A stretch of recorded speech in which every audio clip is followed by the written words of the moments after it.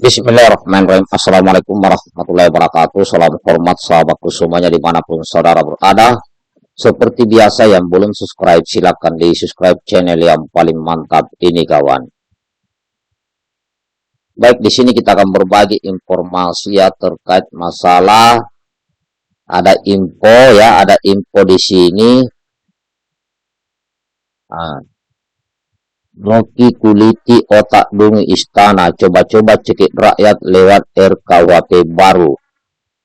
Coba kita lihat bagaimana cara mengulitinya itu kawan. Ya kan? Nah, ini dari channel itu Radar Politik ya. Alhamdulillah ada berita bahagia atas izin Allah. Nah, ini dikasih judul takut rahasia besarnya terbongkar. Sosok ini bikin Jokowi dan Mahfud keok. Oh, keren. Debat tersebut substansinya penting, tapi jawab jinawabnya menjadi remeh-temeh kesannya ya. Mahfud MD menunjuk Ali Ngabalin, dan Ali Ngabalin tidak merasa kalau dia direndahkan sesungguhnya, dan Jumhur tidak mau kalah kalau Ali Ngabalin yang berdebat, dia tunjuk stafnya saja. Jadi level Jumhur itu Mahfud MD dan Yusril, bukan level Ali Ngabalin.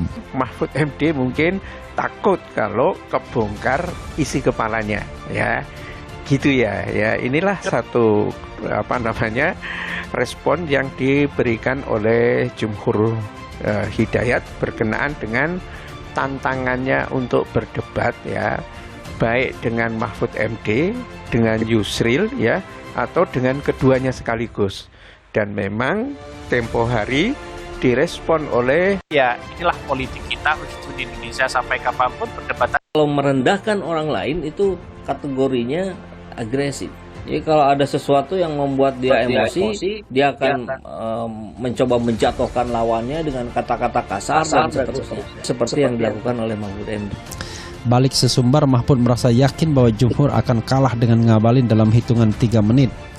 Yang bisa mengalahkan orang hebat seperti itu ya Pak Ngabalin, bisa di KU dalam. Coba kita cek apa kata netizen. Dari Zainal Arifin, perang sesama rezim, biarkan saja ini bisa merusak nama oligarki, otaknya semua tak bisa masuk akal. Ya, dari Abdul Rashid, belum apa-apa udah ngaku keok, takut rahasianya terbongkar kali. Baik kawan, ini sebentar ya. Nah, ini hoax ini kawan. Ini Rocky kuliti otak dungu istana, coba-coba cekik raya RKUHP baru.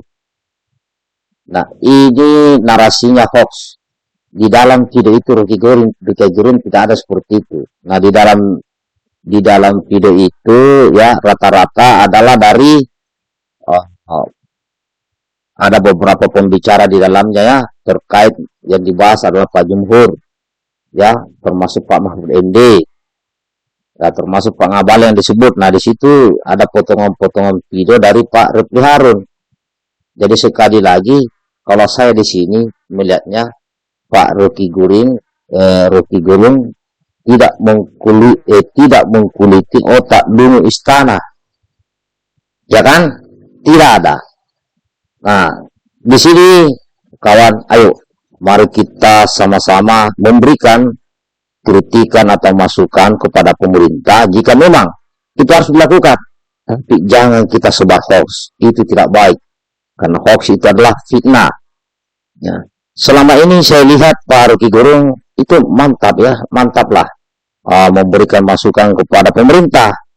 Ya, masalah ada yang tersinggung atau ada yang tidak terima, nah itu urusan lain. Karena memang undang-undang RKUHP ya, cipta kerja tadi ya, Perpu Cipta Kerja ini kan merugikan rakyat Indonesia dan hanya menguntungkan segelintir orang. Kalau tidak merugikan rakyat Indonesia maka tidak mungkin ditolak. Ya kan, seperti buruh dan lain-lainnya. Jadi kalau ada kebijakan pemerintah yang sekiranya mendapat masukan, mendapat kritikan dari rakyat, itu agar dievaluasi, jangan dipaksakan. Karena tugas pemerintah dalam hal ini baik presiden, wakil presiden, dan menterinya termasuk legislatif, itu tuh berpikir bagaimana memakmurkan rakyat, membangun bangsa dan sebagainya. bukan hanya memikirkan segelintir orang yang selama ini selalu viral disebut oligarki. Nah, ini kawan, apalagi ke depan udah mau pilpres ini. Ini juga sudah mulai memanas. Yang tidak habis pikir sama saya ya adalah hanya karena beda pilihan di dalam pilpres, ya, beda pilihan terkait capres, ada beberapa orang yang memutus tali silaturahmi, sudah dia tidak mau berteman, mengajak bicara dengan yang lain. Saya tidak tahu itu ajaran agama dari mana. Kalau dalam Islam, saya kira tidak ada itu mengajari begitu, memutus tali silaturahmi hanya karena beda pilihan.